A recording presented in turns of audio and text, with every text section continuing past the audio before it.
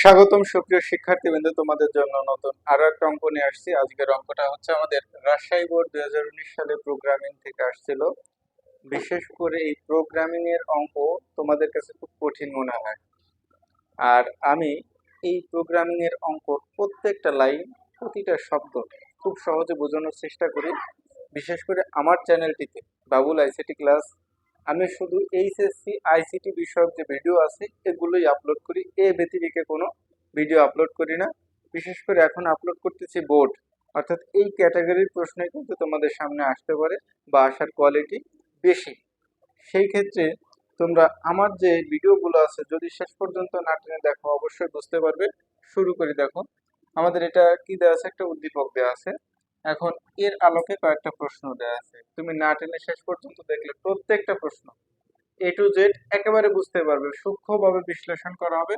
কতে বলছে যে সংরক্ষিত শব্দ কি, খতে বলছে যে কে প্লাস প্লাস ও প্লাস প্লাস কে, এটা ব্যাখ্যা করতে বলছে।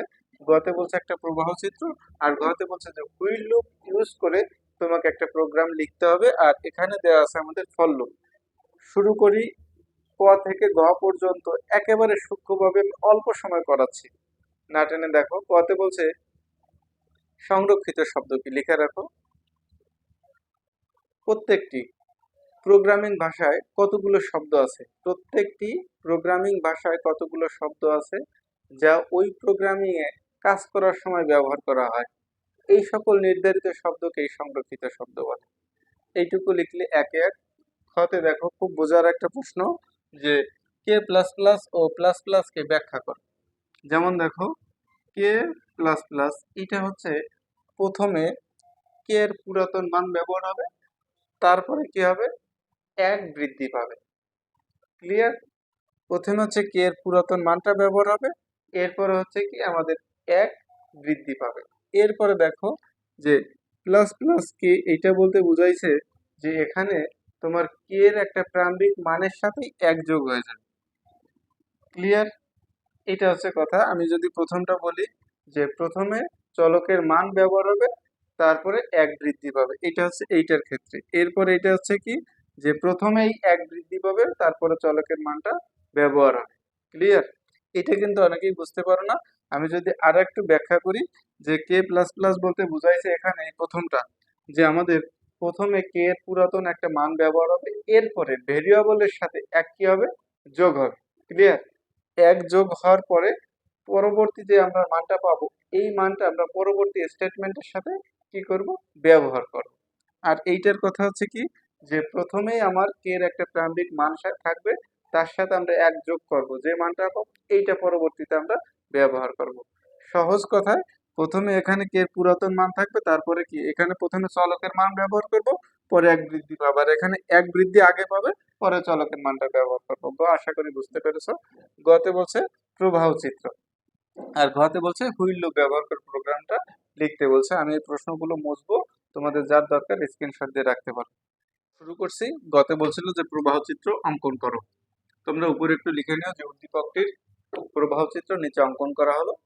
শুরুতে আমরা কি করব, স্টার্ট মানে কি কাজটা শুরু করব। দেখো এরপরে আমাদের ইনপুট কিন্তু এখানে এন এর মানটা বা এন দেওয়া নেই, এই কারণে আমরা লিখলাম না। এখানে এর সমান কি দেওয়া আছে আমাদের, শূন্য। আর এখানে আই এর পরিবর্তে কি দেওয়া আছে, এ। এর সমান কি আসবে, প্রথম পদ। অনেকেই কিন্তু এগুলো বোঝো না যে আসলে কি আসবে, আই আসলো না কেন। যে আমাদের এই উদ্দীপকটা দেখে দেখে করতে হবে, এখানে যে মান দেওয়া আছে যেভাবে দেওয়া আছে ঠিক সেভাবে তুমি এখানে লিখবে। এরপরে দেখো আমাদের একটা সংযোগ চিহ্ন আসবে, তারপরে কি আসবে, কন্ডিশন। এই কন্ডিশনটা এখান থেকে দেখে নিও, এই যে দেওয়া আছে যে এ লেস দেন আর ইকুয়াল কত, 30। এখন এই জায়গায় একটা প্রশ্ন যে ইয়েস আর হচ্ছে নো। ক্লিয়ার? যেমন দেখো এখানে নো আর এটা ইয়েস। এখন ইয়েস হলে কি হবে আর নো হলে কি হবে, এটা হচ্ছে মূল কথা। বলছে কি যে এর মানটা এই 30 থেকে হয় ছোট হবে অথবা সমান হবে। ঠিক আছে? কিন্তু যদি বড় হয়, যেমন দেখো আমি এখানে লিখতেছি যে এ লেস দেন আর ইকুয়াল কত হচ্ছে 30, আমার যদি এখানে হয় 15, তাহলে কি আমার কন্ডিশনটা ঠিক আছে? ঠিক যখন থাকবে তখন আমরা কি করব, এই ধাপে আসবো। ক্লিয়ার? এখানে যেমন দেওয়া আছে দেখো যে এস সমান সমান এস প্লাস এ, আর আরেকটা আছে ওই যে আমাদের সেটা হচ্ছে কি যে এ সমান সমান, হ্যাঁ, এ প্লাস টু। এটার মানে হচ্ছে যে এ প্লাস ইকুয়াল টু, মানে হচ্ছে আমাদের 2 করে বৃদ্ধি পাবে। এ সমান সমান এ প্লাস কত, টু। এখন দেখো এই জায়গায় 15 যদি হয়, তার মানে কি এই শর্তটা ঠিক আছে। এরপরে আমি 15 পরে কত, 16 দিয়ে প্র্যাকটিস করব, তারপরে আমি কত দেবো, 17 দেবো। এইভাবে দেখা গেছে আমি 30 পর্যন্ত যাবো। যখনই যাবো এই যে সেই শর্তটা এখানে গিয়ে আমরা মিলাই, ক্লিয়ার। আর যখন আমার এই জায়গায় এর মানটা 31 হবে, তখন আর মানে কি নাই, কাজ নাই। তখন আমরা কি করব, এই যে print print S, clear, print S. আমরা কাজটা কি করব, শেষ করব, ই এন ডি। কাজটা কি করলাম, শেষ করলাম। বড় হাতের লিখতে পারো, ছোট হাতের লিখতে পারো, E N D, int, clear.